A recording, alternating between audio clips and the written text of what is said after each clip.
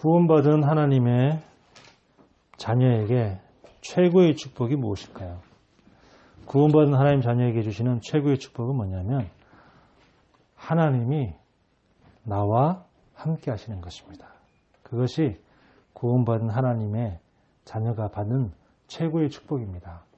사람들은 예수 믿고 구원받으면 아픈 몸이 건강해진다. 혹은 돈이 잘 벌고 성공한다. 이런 기복적인 그런 얘기를 하는데 그거는 전혀 하나님과 맞지 않습니다. 그래서 구원받지 못한 사람에게는 하나님이 함께 하시지 않고 사단이 함께 하죠. 그래서 마음껏 이용해 먹다가 지옥으로 끌고 갑니다. 이게 사탄이요. 구원받지 못한 사람의 운명입니다. 구원받은 사람이 제일 많이 놓치는 부분도 바로 이 부분이죠. 문제나 어려움이 오면은 하나님이 함께 하심을 자꾸 놓치는 겁니다. 아무 문제 없을 때는 하나님이 함께 하신다. 좋죠. 근데 큰 어려움이 왔을 때는 하나님이 함께 하신다를 생각하기보다도 문제에 자꾸 빠져버리는 겁니다. 그래서 하나님이 항상 함께 하신다라는 것을 기억만 해도 잊지만 않아도 이겨낼 수 있습니다. 이스라엘 백성들이 애굽의 노예가 되었습니다. 자, 교회를 다니면서 사탄의 노예가 되는 거나 마찬가지죠. 자, 저와 여러분은 무엇의 노예가 되었습니까? 어떤 사람은 어떤 사상이나 생각의 노예가 되어 있습니다. 진보, 보수 이런 것들이 전부 사상이죠. 그리고 나름대로의 어떤 철학, 동양 철학, 서양 철학 이런 것들이 자기 나름대로의 살면서 이렇게 쭉 들어있는 겁니다. 제가 이 복음 몰랐을 때는 되게 나이가 어릴 때도 오히려 굉장히 보수적이었어요. 제가 20살 때에 같은 동네에 살고 있던 여학생이 있었어요. 이제 저보다 1살, 2살 어린 그런 여학생이었는데 20살인가 21살 때 이렇게 같이 이렇게 놀러 가자 그래가지고 이렇게 호프집에 갔어요. 요즘에는 호프집이 별로 이렇게 많지는 않잖아요. 예전에는 그 호프집이 되게 많았거든요. 그래서 이제 그 호프집에 갔는데 아니 이 여자애가 내 앞에서 담배를 쭉 피는 거예요. 그러면 여자가 담배 필 수도 있다라고 생각해야 되잖아요. 근데 저는 그 자리에서 박차고 그냥 일어나가지고 집에 와버린 거였죠. 이게 완전히 20살, 21살이면 얼마나 젊고 그런 나이잖아요. 근데 오히려 제 생각에 무슨 어떤 사상이 들어가 있는지 굉장히 보수적이라 그런 적도 있습니다. 자, 그 다음에 어떤 사람은 이 마음과 또 어떤 그 감정에 완전히 노예돼가지고 이렇게 올바른 사리 분별을 하지 못하는 거죠. 그 순간 여기에 완전히 노예됐기 때문에 순간 노예되니까 거기서 자기 감정에 완전히 빠져가지고 깊이 우울에 굉장히 깊은 우울 속으로 빠져들어간다든지 아니면 자기 이 현실 부정하는 이런 쪽으로 쭉 빠져들어간다든지 아니면 굉장히 비관적인 생각에 완전히 빠져가지고 그런다든지 이런 식으로 그러다가 어떤 사람은 이제 그 분노 이런 감정에 이게 자기가 컨트롤하지 못하니까 이제 사람을 죽이기까지 하는 이렇게 되는 거죠. 그래서 이런 것들이 노예되는 것이 내게 어떤 게 주로 노예되느냐 어느 부분에 내가 주로 노예되느냐 이런 것들을 한번 자기 스스로 찾아볼 필요가 있습니다. 어떤 사람은요 물질이나 돈에 완전히 노예된 거죠. 물질이나 돈에 노예되어 있고 자 거기다가 문화에 노예되니까 나중에 어떻게 되냐면 여러 가지 것들에 자꾸 중독이 되는 겁니다. 그래서 알코올 중독, 도박 중독, 마약 중독 이런 것들에 노예가 되는 거죠. 그리고 학생들 같은 경우는 이제 게임 중독. 요즘에는 이제 게임이 아니라도 문화 중독이 굉장히 많죠. 그러니까 예를 들면 이제 유튜브를 가지고 계속 뭐 24시간 계속 그것만 본다든지.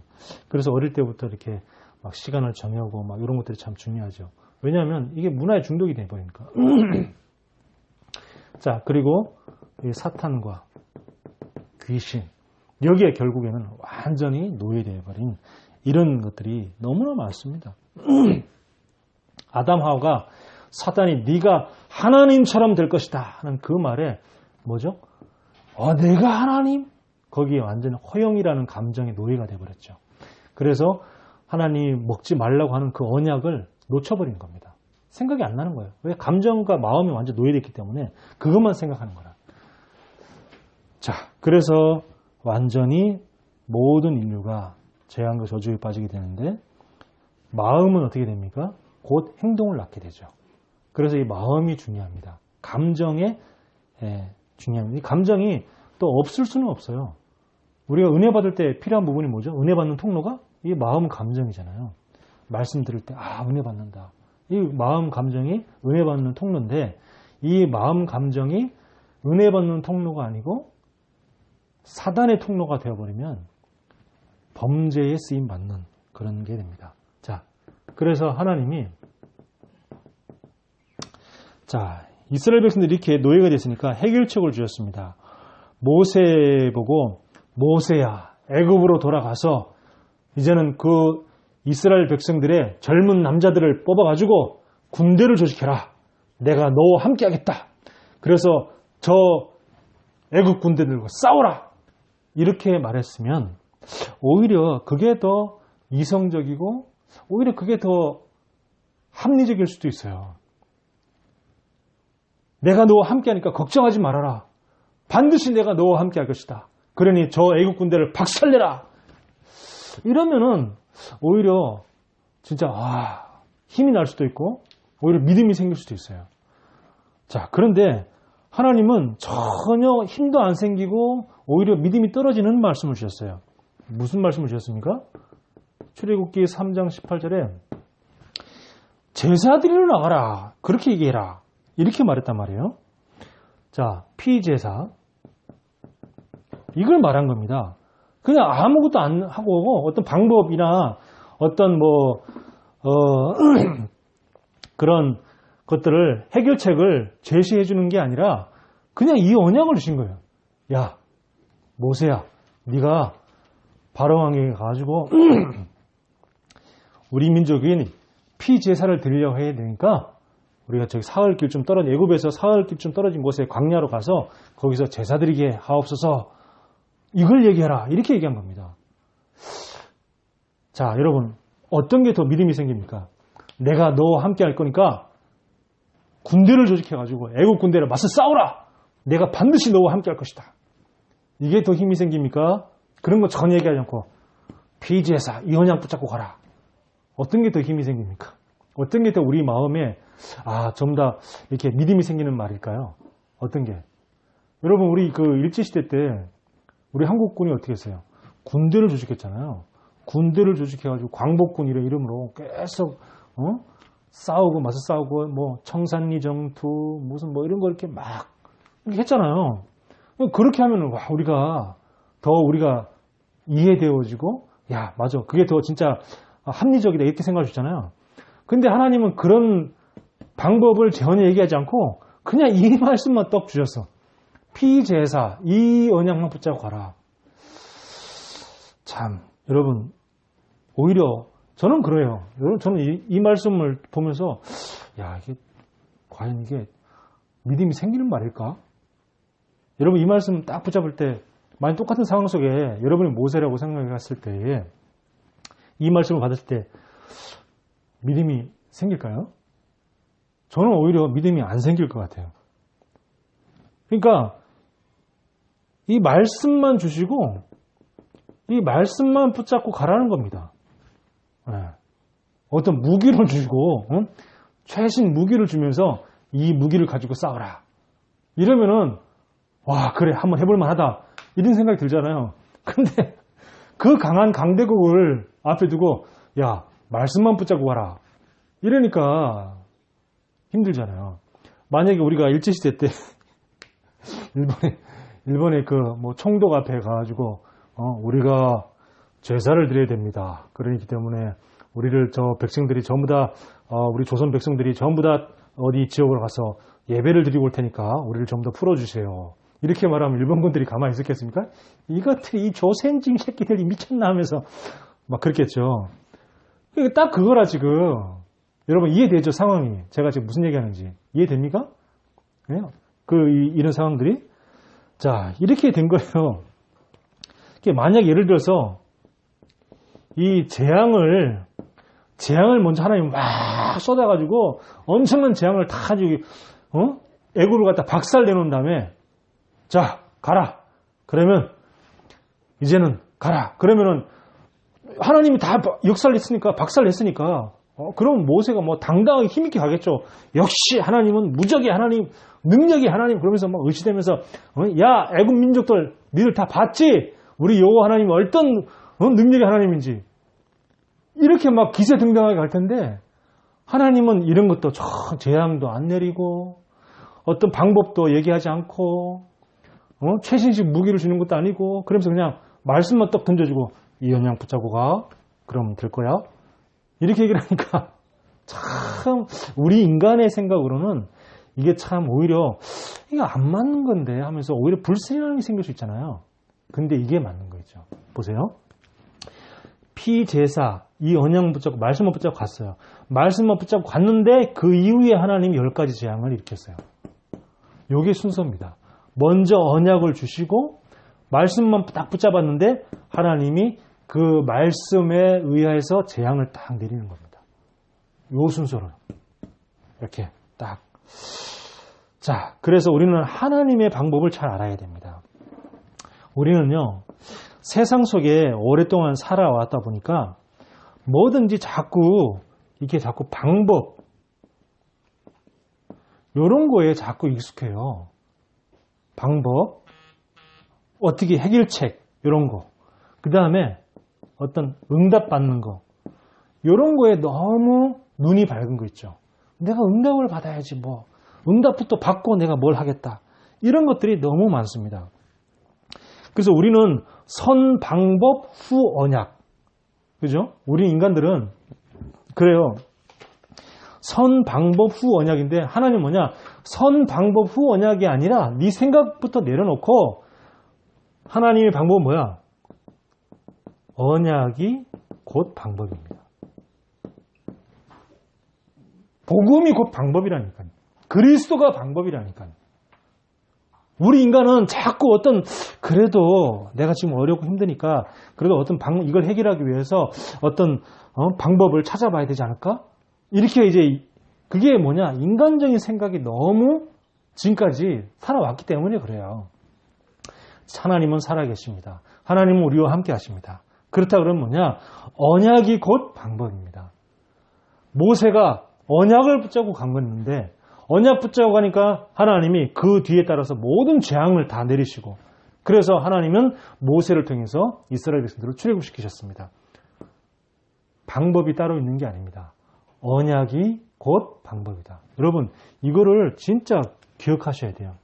이 말씀 언약이 곧 방법입니다. 내 어떤 생각, 내 어떤 나름대로 눈에 보이는 해결책 있잖아요. 하나님은 눈에 보이지 않는 방법을 주셨다니까. 근데 우리는 자꾸 눈에 보이는 해결책, 사람을 가지고 어떻게 뭐 해결할 수 없을까? 자꾸 이런 식으로 생각하는 겁니다. 그게 왜 그렇습니까? 세상 것들이 너무 각인되어 있어서 그래요. 우리 세상 것들이. 자, 그래서 이제 좀 더 자세히 우리가 말씀을 봐야 될 건데 하나님은요, 우리에게 언약을 미리 주시는 겁니다. 항상 언약을 먼저 미리 주시고 그 다음에 그 언약 붙잡고 나갈 때 하나님이 역사를 하시는 겁니다. 이스라엘 백성들이 가나안 땅에 들어갔어요. 가나안 땅에 들어갔는데 이제 뭐가 남았냐? 큰 여리고성이 있는 겁니다. 큰 여리고성이 있을 때 하나님 다 먼저 박살내는 게 아니고 하나님이 먼저 언약을 주셨어요. 이 여리고성을 갖다가 매일 한 바퀴씩 돌아라. 마지막 날에는 7바퀴 돌아라. 그리고 고함을 질러라. 자, 하나님의 방법은 이거예요. 그렇게 했더니 여리고성이 무너졌습니다. 자, 그 다음 요단강을 건너야 됩니다. 요단강 건너가는데 하나님이 뭐라냐? 언약궤 맨 제사장들이 먼저 이 요단강에 발을 먼저 디뎌라 그랬습니다. 하나님이 요단강을 쫙 갈라놓고 난 다음에 자, 건너가라. 얼마나 쉽습니까? 근데 하나님은 뭐라 했냐면 물이 철철철 흐르고 있는 그 요단강에 먼저 네 발을 내디뎌 가봐. 가보면 열릴 거야. 이게 하나님의 방법입니다. 항상 미리 언약을 먼저 주셨어요. 그래서 언약 붙잡고 제사장들이 그냥 물이 막 흐르고 있는데 그 강물에다가 그냥 들어간 거예요. 들어가니까 발이 닿으면서 들어가니까 물이 쫙 갈라지면서 이스라엘 백성들이 요단강을 건너가게 됐죠. 항상 하나님의 방법은 뭐냐? 먼저 언약을 미리 주신다. 그게 하나님의 방법이다. 그렇기 때문에 언약을 놓치면 큰일 나는 겁니다. 언약을 붙잡는 게 모든 것입니다. 신앙생활은 뭐냐? 언약 붙잡는 게 모든 것이에요. 특히 뭐 할 때? 어려움 왔을 때, 문제 왔을 때, 힘들 때 자꾸 우리는 언약을 놓치거든요. 이스라엘 백성들이 눈앞에 홍해가 쫙 있어. 뒤에는 막 애국군대가 쫓아와. 그러니까 뭐 언약을 놓쳐버린 거죠. 언약 놓쳐버리니까 바로 막 모세를 갖다가 원망하고 네가 지금 우리 이 모든 백성들을 갖다가 이 광야에서 좀 죽게 만들려고 우리 여기 끌고 왔냐. 이렇게 원망하고 불평하고 막 모세를 죽이려고 하고. 하나님의 방법은 언약을 미리 주시고 언약 붙잡고 살아가라는 겁니다. 이 광야 같은 인생에 언약 붙잡고 살아가라는 겁니다. 언약 붙잡으면 모든 걸 붙잡는 겁니다.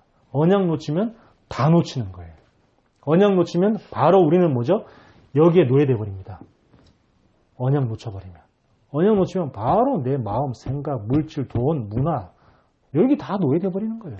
결국은 뭐에 노예되는 겁니까? 사탄에 노예되는 거예요. 여러분, 오늘도 우리가 왜 예배를 드립니까? 언약 붙잡기 위해서. 무슨 언약? 일주일에 앞으로 진행되어질 상황 속에서 미리 주시는 그 언약. 예배는 뭡니까? 미리 언약을 주시는 거예요. 하나님이 이스라엘 백성들이 노예되고 그것 때문에 완전히 불행했다는 사실을 알고 있습니다. 그렇죠? 저와 여러분은 뭐냐?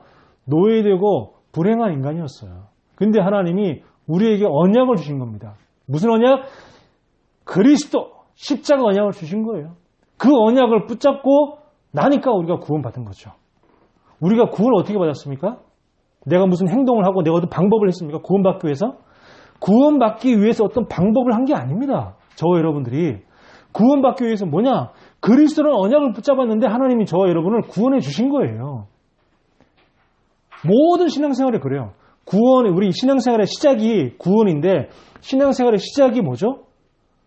언약 잡고, 그리스도 언약 잡고 구원받았고, 그 다음에 구원받고 난 다음에도 계속 언약 붙잡고 살아가는 거. 그게 신앙생활입니다. 자, 사단에게 완전히 속은 거죠.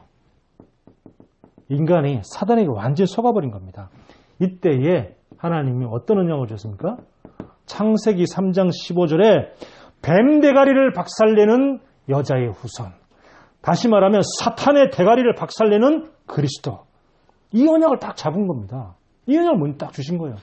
자, 이제 네가 앞으로 이 세상을 살아가야 되는데 이 언약 붙잡고 살아가라. 여러분, 사단이요 자꾸 우리를 속입니다. 그때마다 뭘 잡아야 되냐? 사탄의 대가리를 박살내신 그리스도. 이 언약을 딱 잡을 때 사단의 속임수에서 빠져나올 수가 있는 겁니다. 사단은 뭘 속입니까? 우리의 마음과 생각을 통해서 자꾸 속입니다. 우리의 마음 생각이 뭐요? 각인. 오랫동안 각인된 거, 그게 우리의 마음 생각 속에 완전히 뿌리 내려져 있고 체질되어 있잖아요. 그거를 갖다가 속이기 때문에 사탄의 대가리를 박살내신 그리스도. 이 언약을 딱 붙잡을 때 속지 않고 승리할 수 있는 겁니다. 자, 모든 인간이 홍수라고 하는 큰 어마어마한 죽음 앞에 있는 겁니다. 죽음 앞에. 홍수라고는 어떤 인간도 피할 수 없어. 큰 죽음 앞에 맞이하게 된 인간에게 하나님 어떤 언약을 주셨습니까? 창세기 6장 14절에 방주 언약을 주시고 이 속으로 들어오라는 겁니다. 여러분, 죽음과 같은 큰 위기 속에, 진짜 큰 어마어마한 위기 속에 있다면 타기만 하면 살아나는 방주 언약을 진짜 붙잡으시기 바랍니다. 방주 대신 그리스도. 자, 이스라엘 백성들이 상처, 그리고 상처로 인한 이 성공에 노예된 겁니다. 상처와 성공의 노예. 자, 여기서 빠져나오려고 하나님은 창세기 12장 1절의 말씀, 떠나라 그랬습니다. 떠나라. 거기서 떠나라 그랬습니다. 이 언약을 주신 거예요. 그러면서 뭐라 하냐면 네가 복이 될 것이다. 많은 사람을 네가 살릴 것이다. 네가 상처와 성공에 노예되는 것이 아니고 오히려 네가 다른 사람을 살리는 것이다. 이렇게 언약을 주셨어요. 왜 상처가 됐습니까? 이거 홍수 사건 때문에, 이스라엘 백성들이 홍수 사건 때문에 그것이 다 죽었어도, 다 죽었는데도 불구하고 그 유전자 속에 그 상처가 계속 각인돼서 전달되는 거예요. 그래서 뭐냐? 야, 앞으로 우리 조상들이 홍수 때문에 다 죽었는데 또 홍수가 나도 우리가 살아남을 수 있도록 높이 하늘까지 닿을 만큼 탑을 쌓자. 그 탑을 쌓자고 하는 그 바벨탑의 근본 원인이 뭐예요? 상처라니까요. 상처. 상처가 유전자 속에 계속 각인된 거예요. 전달되고 대를 이어서. 얼마나 이 사단의 그 원죄가 얼마나 그 우리의 영혼 깊이 각인되면은 전혀 그때 홍수 난 사람들 다 죽었잖아요. 노아 가족 빼놓고 다 죽었는데도 불구하고 그 후대들이 그 상처가 기억이 돼 있어. 유전자 속에 눈에 보이지 않게 DNA 속에 그게 저장돼 있다니까. 영혼 속에. 그래가지고 홍수가 또 하나님이 홍수를 또 일으켜도 우리가 죽지 않을 만큼 높이 하늘까지 닿을 만큼 우리가 탑을 한번 쌓아보자.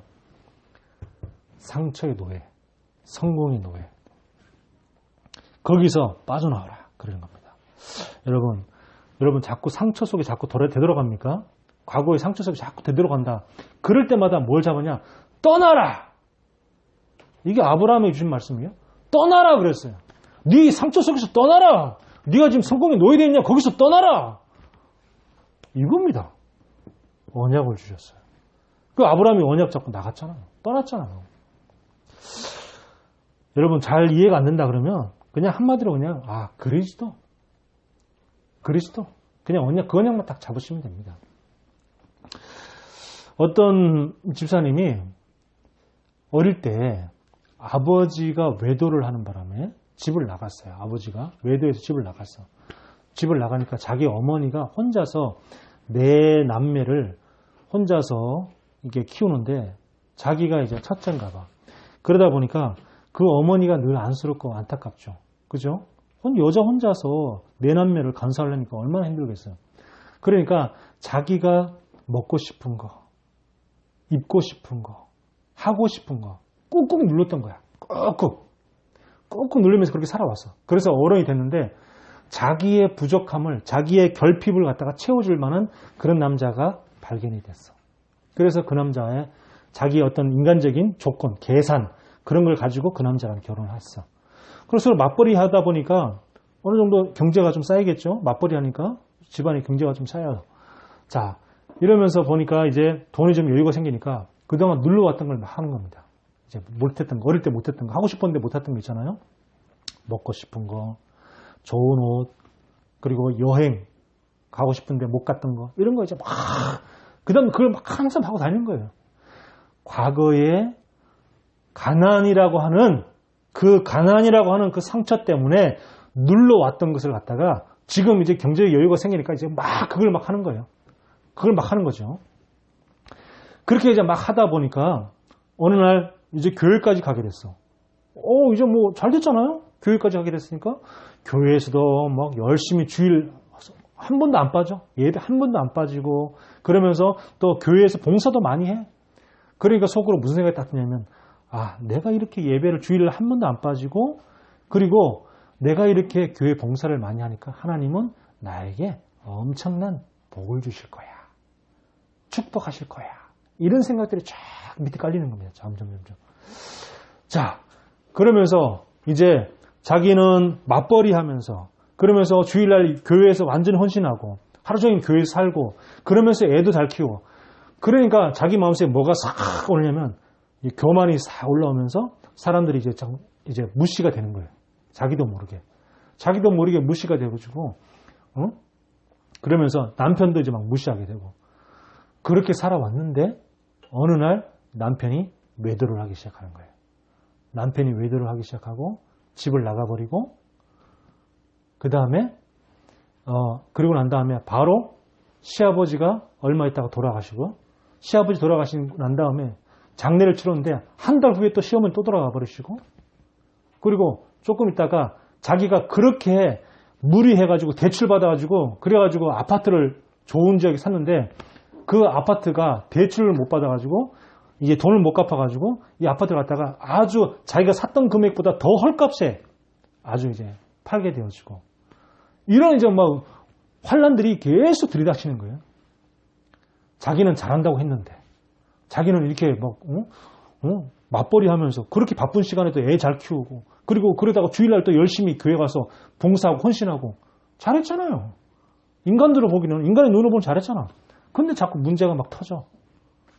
남편 바람나서 집 나가지. 돈 다 까먹지. 아파트 그렇게 비싸게 해가지고 대출받아 했는데 이자도 못 내가지고 아파트 헐값에 팔아 넘기지. 여러분 언약 놓치고 열심히 살면 언약 놓치고 교회에서 헌신 봉사 다 필요 없는 겁니다. 언약 놓치면 다 놓치는 거라니까요. 교회에 아무리 열심히 다니고 교회에서 하루 종일 봉사하고 헌신해도 언약 놓치면 아무것도 없는 거예요. 그 사람은 신앙생활 안 한 거예요. 그거는 차라리 아무것도 안 해도 언약 확실히 붙잡고 나가는 사람이 제대로 된 사람이에요. 그러다가 나중에 드디어 이 사람이 깨달은 겁니다. 내가 지금까지 복음을 모르고 그냥 내 열심으로 살았잖아요. 그럼 열심히 맞벌이하고 돈 열심히 모으면은 잘 되겠지 하고 자기 열심으로 사는 거라. 자기 열심으로 살았는데 결국은 내 인생이 이렇게 됐구나 하는 걸 그제서야 깨닫고 하나님 앞에 회개한 거예요. 하나님 앞에 회개하고 그때부터 언약 붙잡기 시작하고 내가 말씀 붙잡기 시작한 거예요. 그러면서 자기 남편을 위해서 기도하기 시작한 겁니다. 하나님, 내가 교회의 머리가 그리스도인 것처럼 가정의 머리는 남편인데 내가 남편을 무시하고 내가 조금 잘한다고 해서 남편을 깔봤더니 남편이 나를 버리고 다른 여자와 바람을 펴서 아예 집을 나갔습니다. 회개합니다. 그러면서 정말 남편이 구원을 놓고 계속 기도하기 시작한 겁니다. 하나님, 우리 남편 구원받게 해주세요. 우리 남편 구원받게 해주세요. 그렇게 이렇게 했는데 시간이 쭉 지나갔는데 어느 날 남편이 돌아오기 시작했어요. 남편이 가정이 돌아오고 가정이 다시 회복되어지고 그래서 이제 점점 이제 경제도 이제 점점 회복하기 시작하고 그런 응답을 받아야 하는 겁니다.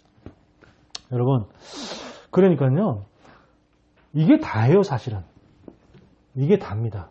요게 우리가 진짜 내 것이 되지 않으면 큰일 나는 거예요. 이게 다예요. 이게 답니다.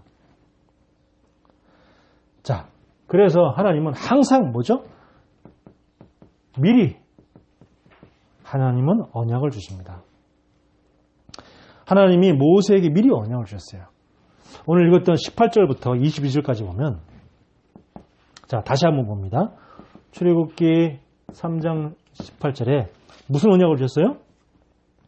하반절에 보면 우리가 우리 하나님 여호와께 제사를 드리려 하오니 사흘길쯤 광야로 가도록 허락하소서 그랬어요. 제사를 드리려 가오니 제사는 히브리 말로 자바흐라는 단어인데 이게 뭐냐? 희생 제물을 죽이다 그런 뜻이에요. 이게 제사라는 자체가 희생 제물을 죽이다 그런 뜻이에요. 제사를 위해서 동물을 희생시키다 그런 뜻입니다. 이게 바로 원래 제사의 원뜻이에요. 자, 그러니까 우리의 희생 제물이 뭡니까?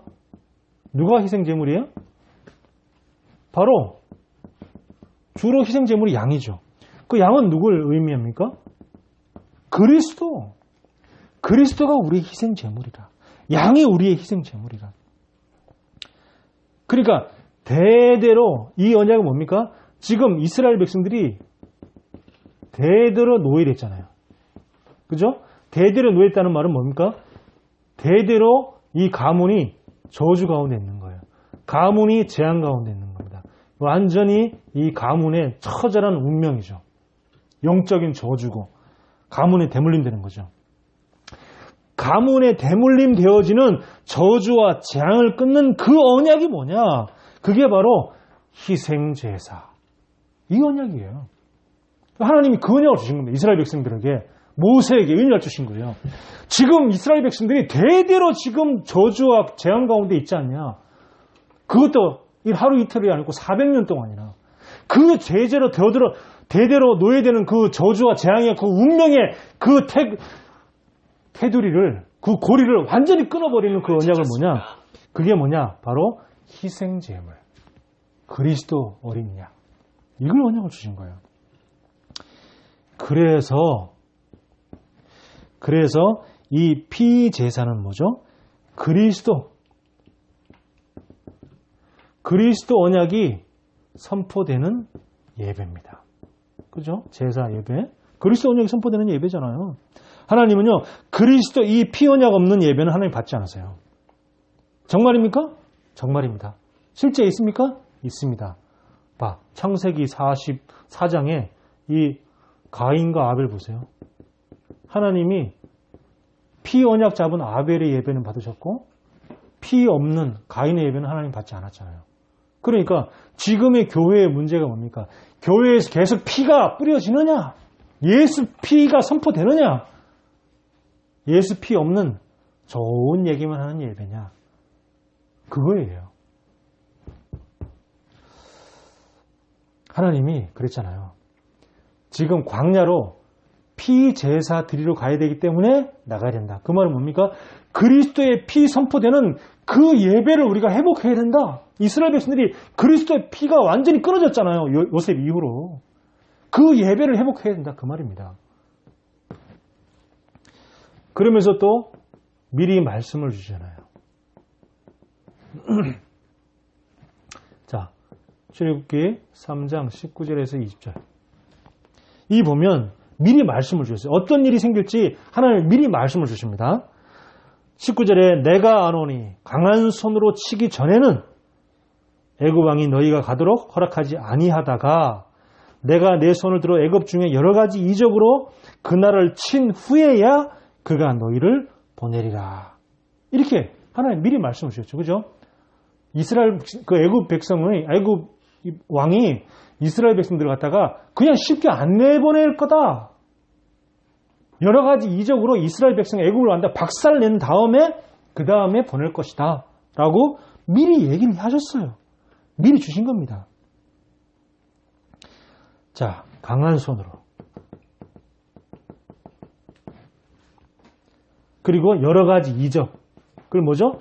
앞으로 이스라엘 백성이 있는 그 애굽 땅에 하나님이 애굽 백성들에게 10가지 기적을 베푸는, 10가지 재앙을 베풀어서 완전히 애굽을 박살낼 것을 미리 말씀하시는 거죠. 여러 가지 이적이라는 것은 10가지 기적을 미리 말씀하는 겁니다. 자, 이걸 볼 때 우리가 뭘 할 수 있습니까? 이 사탄이 구원받도록 쉽게 내주질 않아요. 사탄이 그래? 제사 드리러 간다고? 알았어. 그럼 가. 구원받는다고? 내 손에서 빠져나간다고? 보내줄게.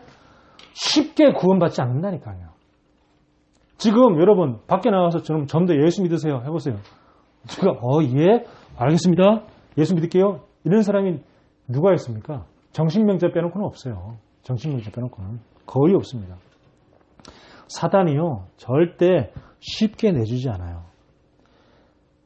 그래서 하나님이 강한 손으로 역사하셔야 돼요. 그 말은 뭡니까? 우리가 진짜 구원을 위한 영적 싸움을 하는 겁니다. 왜 우리가 자꾸 전도대선을 놓고 기도하면서 그 사람을 붙잡고 있는 저주와 사단의 권세가 무너지게 하옵소서. 왜 기도합니까? 강한 손으로 그 사람을 잡고 있는 사단의 권세가 무너져야지 바로왕이라고 하는 그 사단의 손에서 빠져나올 수 있습니다. 그래서 계속 우리가 영적 싸움을 하는 거예요. 우리가 계속 기도하면서 그 구원받을 사람을 위해서 계속 기도하는 이유가 그래서 기도하는 겁니다. 여러분 이유를 알아야 돼요. 왜 자꾸 사단의 손에서 결박받게 해달라고 막 해방받게 해달라고 왜 자꾸 기도하냐? 강한 손으로. 이 애굽이 바로 왕이 한 번 재앙 내렸을 때 바로 내보내주지 않았어요. 2번 재앙 내버렸을 때 안 보내줬다니까? 5번 재앙 내는데도 이 애굽 땅이 다 망하게 생겼는데도 안 보내줬다니까? 9번, 10번까지 해고 난 다음에 그제서야 보내줬다니까?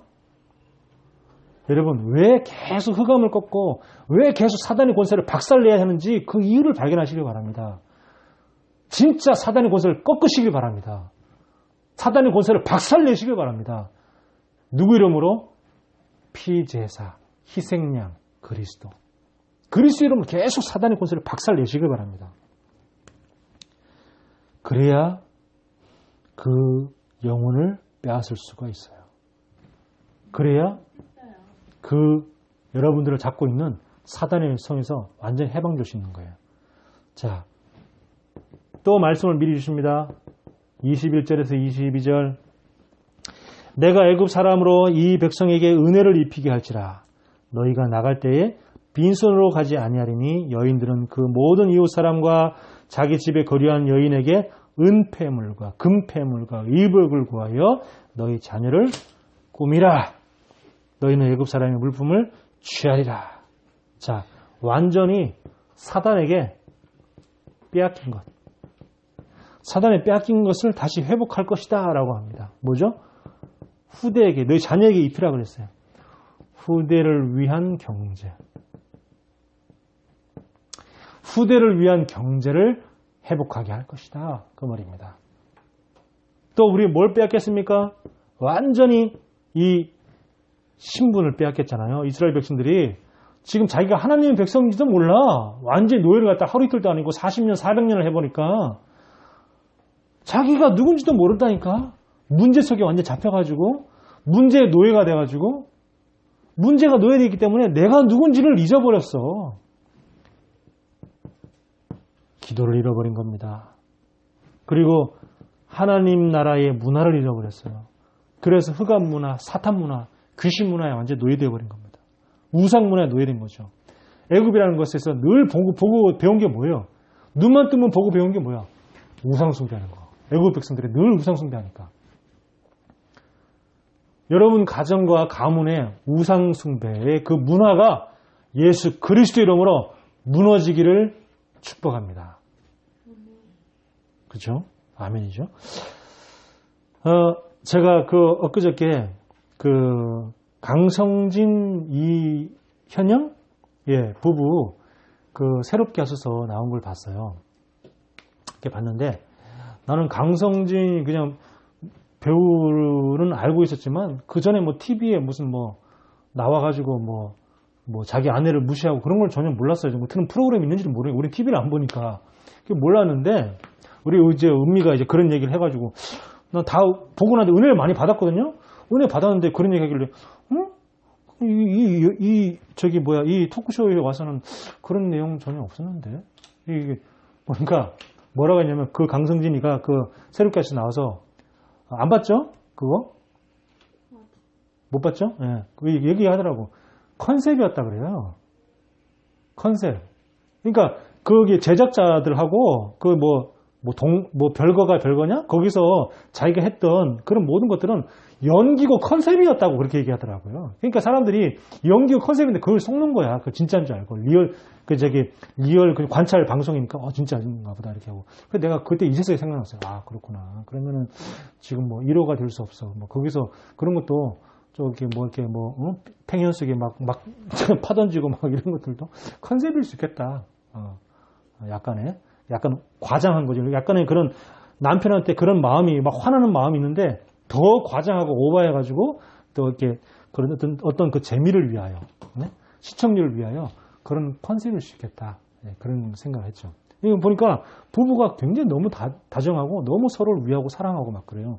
그러니까 강성진이 뭐냐면 자기는 지금도 이현영 아내를 너무 사랑한다고. 자기는 아직도 너무 예뻐 보인다고.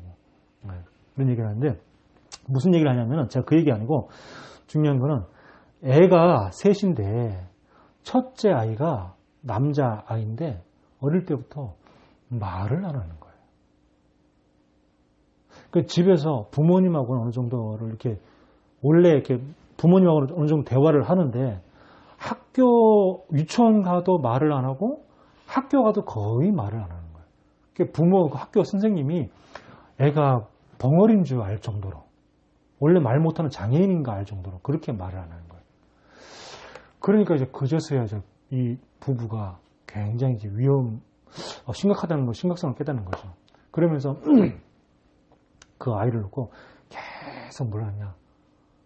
이렇게 기도를 하고 그러면서 또 정신과 치료도 계속 받게 하고 이렇게 계속. 그러니까 이제 원래 강성진이 그 자기 아빠가 낯을 굉장히 많이 가리는 그런 사람이라는 거예요. 그 주영훈이가 이제 강성진 이렇게 굉장히 친한 절친인데 주영훈이도 그러더라고. 저기 강성진 저 친구가 굉장히 사람 낯을 많이 가린다고. 그러니까 그 자기도 그 아내도 자기 그 강성진이도 자기 아들이 그냥 자기 닮아서 낯을 많이 가리나 보다. 그냥 그 정도로만 생각했는데 그게 아니고 그 무슨 TV 프로그램 왜 아이들 이렇게 부모와 자식들 같이 나오는 TV 프로그램 많이 있잖아요. 그런데도 이렇게 같이 이렇게 제작진이 연락을 해가지고 하려고 그랬는데 그걸 놓고 여러 가지 제작 회의를 하는데 아들이 말 한마디를 안 하니까 그래서 제작진이 죄송합니다. 자, 함께 프로그램 하기 힘들 것 같다고. 그런 경험이 2번이나 있다는 거예요. 너무 말을 안 하니까. 근데 그걸 놓고 부부가 계속 기도했는데 이제 학교를 또 전학 가는 일이 생겼다는 거예요. 전학 가니까 새로운 환경이니까 더 말을 안 하죠. 근데 이 아이가 어느 날부터 계속 부모님의 기도 놓고 계속 괜찮아. 뭐 말하기 싫으면 말 안 하대. 이렇게 하면서 여유를 계속 줬는데 어느 날부터 이제 말을 하기 시작하고 지금은 뭐 학교에서 지금 중학교 2학년인데 학교에서 무슨 뭐 이렇게 노래 부르기 하는데 거기까지 말하는 정도가 아니라 노래 부르는 것까지도 자기가 하려고 뭐 연습하고 막 이렇게. 근데 둘째가 또 딸인데 둘째는 또 뭐 어린이집 다닐 때 걸음걸이가 조금 이상하더라는 거예요. 그래서 왜 아이가 걸음걸이가 좀 이상하지? 해가지고 동네 병원에 갔더니 아이가 저기 선생님이 누구야 걸어봐 하더니 걸었는데 걸음을 딱 보자마자 저기 좀 큰 병원에 가보셔야 될 것 같다고. 그러면서 이제 소견서를 써줬다는 거예요. 소견서 써주고서 그래서 큰 병원에 간 겁니다. 큰 병원에 가는데 그 큰 병원에 대학병원의 의사가 아이를 관찰하고 딱 보더니 이거는 좀 심각한 상태라고. 그러니까 이제 단순히 걸음걸이가 좀 이상한 정도가 아니고 그게 무슨 희귀병인데 뭐 길랭바레 증후군이라 가지고 어떤 바이러스가 몸속에 이게 뼈 속에 바이러스가 들어왔는데 몸에 그 면역 반응이 과하게 그걸 갖다가 바이러스를 방어하는 반응이 과하게 일어나 가지고 오히려 몸에 역효과가 일어나는. 옛날에 그 작년인가 올 초에도 뭐 그 코로나 바이러스 어떤 해외에서 코로나 바이러스가 들어왔는데 그걸 이겨내는 과정 속에서 오히려 그 면역 반응이 과하게 일어나가지고 그 아이가 죽었다 뭐 그런 기사가 뭐 갑자기 생각나더라고요. 그러니까 너무 과하게 면역 반응이 과하게 반응해가지고 이게 척추나 관절에 문제가 왔다는 거예요.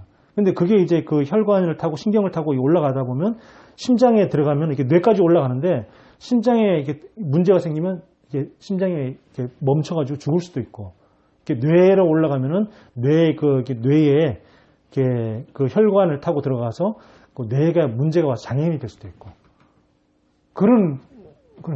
그래가지고 그때 그 강성진이가 그때 눈병을 앓고 있었는데 그 의사의 얘기를 듣고 너무 뜨거운 눈물로 펑펑 울었는데 얼마나 뜨거운 눈물을 흘렸냐면 눈병이 나을 정도로 얼마나 뜨거운 눈물을 흘렸으면 눈병이 없어져 버렸다는 거예요. 자기 눈병이 심각했는데 계속 막 이렇게 안대하고 다니고 막 약 먹고 이렇게 했는데 자식 때문에 너무 뜨거운 눈물을 흘렸냐면은 눈병이 나아버릴 정도로.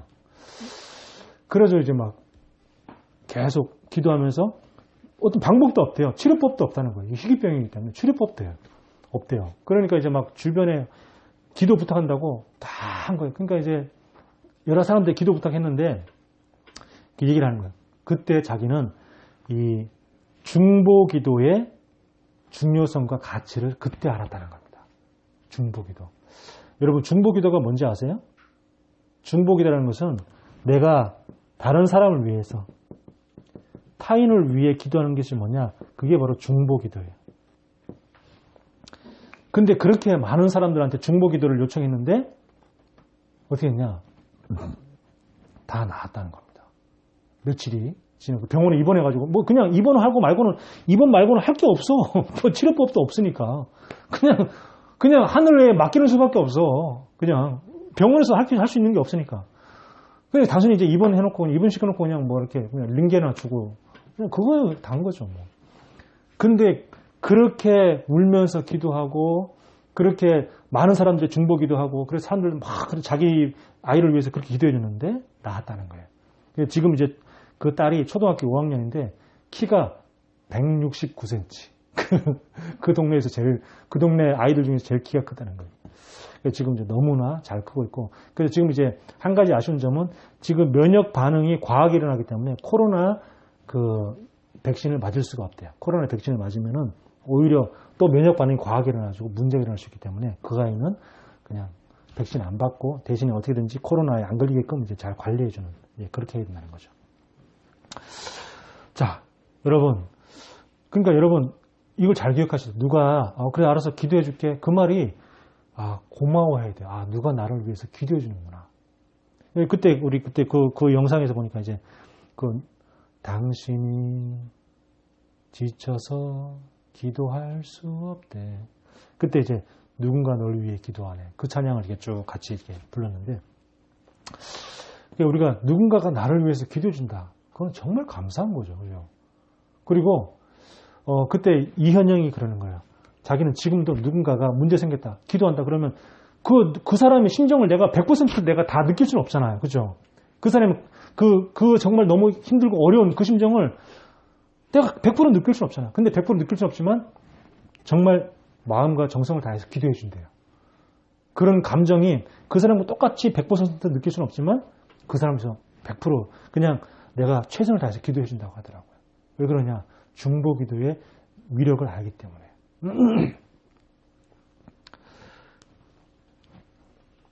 결론입니다.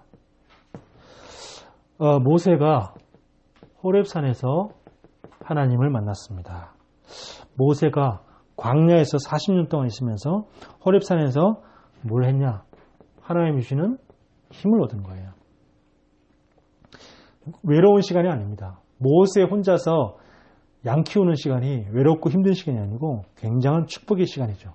그래서 광야의 시간, 그 호렙산의 시간은 이 시간을 가져라. 광야의 시간, 호렙산의 시간,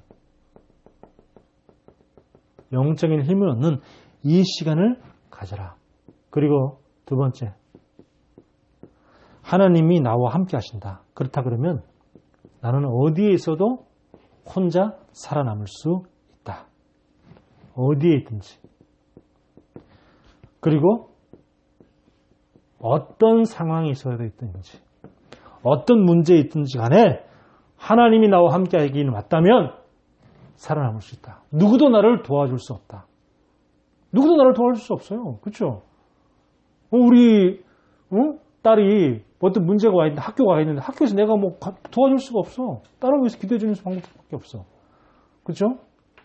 우리 후대들이 이제 세상에 나가서 사회에 나가서 취업도 하고 그 취업에 하겠죠? 여기서 일하겠죠?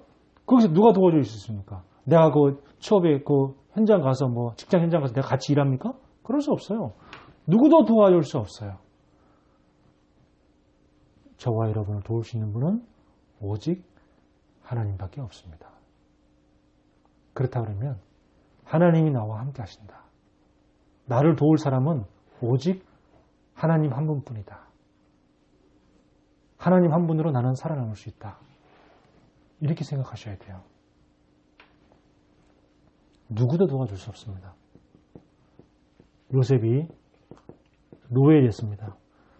아무도 요셉을 도와줄 수 없어요. 요셉? 노예라는 새로운 직업에 네가 취업했니? 그게 아니죠. 노예라는 것은 취업 정도가 아니고 완전히 밑바닥 인생입니다. 아무도 요셉을 도와줄 수 없어요. 감옥 같습니다. 요셉에게 위로해 줄 수 있는 사람은 아무도 없습니다. 요셉이 노예로 갔을 때, 감옥으로 갔을 때에 요셉을 도울 수 있는 분은 오직 한 분밖에 없어요. 모세가 살인자가 되어가지고 40년 동안이나 혼자 있는 생활을 했습니다. 아무도 요셉에게 네가 외롭지? 내가 너와 함께 해줄게. 그런 사람이 없어요. 혼자 40년 동안 외로움의 시간을 버텨야 돼요. 누구와 함께? 하나님과 함께. 사무엘이요, 어릴 때부터 언약궤 옆에 누웠습니다. 어릴 때 언약궤 옆에 누웠다는 말은 뭐예요? 부모님과 함께 잠을 잤다, 그 말이 아니라는 거예요.